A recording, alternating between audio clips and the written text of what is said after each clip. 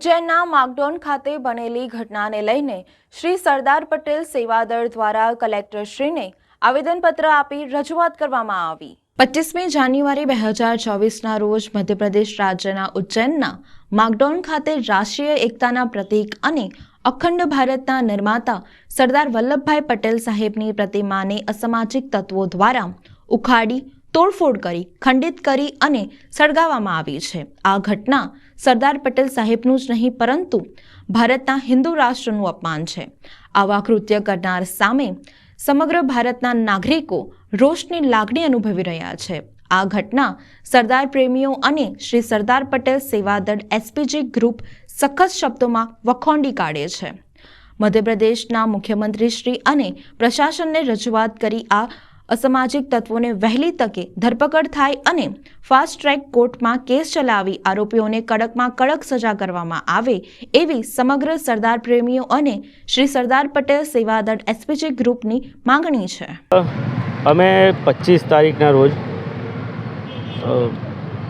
જે ઘટના બની છે ઉજ્જૈનમાં એના અનુસંધાનમાં બરોડા એસપીજી ટીમ, હું આશીષ પટેલ, બરોડા જિલ્લા અધ્યક્ષ સરદાર પટેલ સેવાદળ અને સમગ્ર મારી ટીમ આજે કલેક્ટર સાહેબને આવેદનપત્ર આપવા માટે આવે છે કે શ્રી સરદાર પટેલની પ્રતિમાને અને રામ ભગવાનના ફોટાને તોડીને સળગાવવામાં આવ્યો છે એના ઉપર એ નિંદનીય છે। પહેલું તો કે એની ઉપર બધા માણસોને અરેસ્ટ કરીને તાત્કાલિક ધોરણે એ લોકોને કડકમાં કડક સજા થાય અને અમે તો હવે અમારી તો એવી માંગ છે કે એ લોકો પર દેશદ્રોહનો ગુનો દાખલ થાય, એની માટે આવેદનપત્ર આપવા આવેલા। આજરોજ અમે શ્રી સરદાર પટેલ સેવાદળની ટીમ, સમગ્ર ટીમ વડોદરા આવ્યા કલેક્ટરશ્રીને આવેદનપત્ર આપવા માટે આવેલા છે।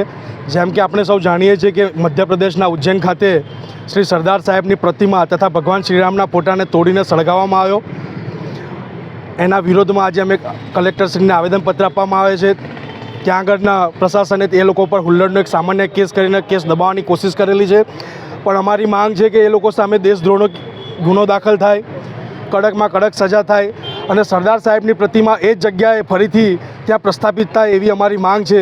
એ સાથે અમે સૌ સમગ્ર ગુજરાતની અંદર એસપીજીની ટીમો દરેક જિલ્લા કલેક્ટરને આવેદનપત્ર માટે આપવા માટે આવ્યા છે અને જો અમારી માંગ પૂરી નહીં થાય તો રાજ્યવ્યાપી આંદોલન પણ અમે કરીશું।